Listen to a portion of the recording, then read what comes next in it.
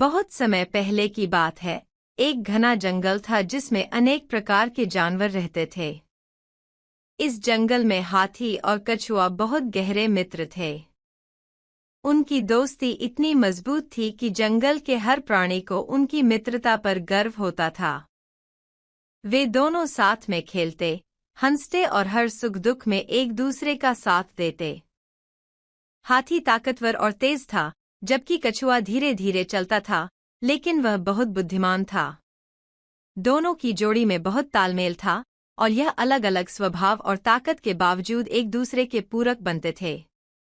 हाथी को जब कभी कोई परेशानी होती तो कछुआ अपनी बुद्धिमानी से उसकी मदद करता, और जब कछुए को सुरक्षा या भारी सामान की जरूरत होती तो हाथी हमेशा उसके साथ खड़ा होता।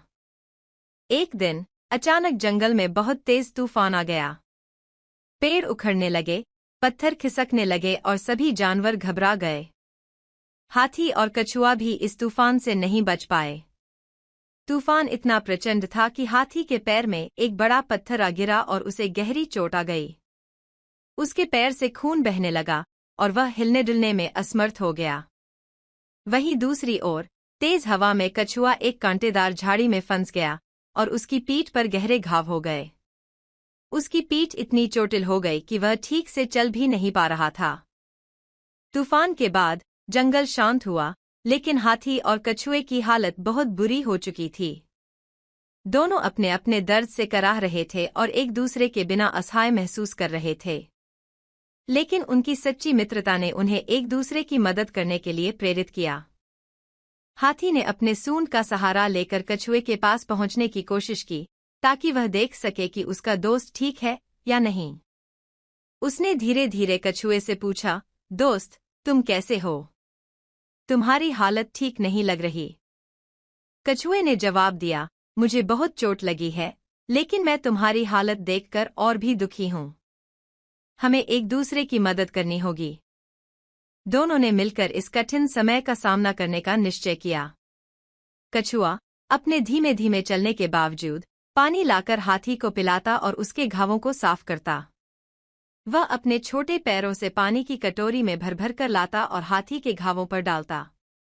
यह छोटा काम करने में उसे बहुत तकलीफ होती थी, लेकिन वह अपने दोस्त के लिए यह सब सहर्ष करता था।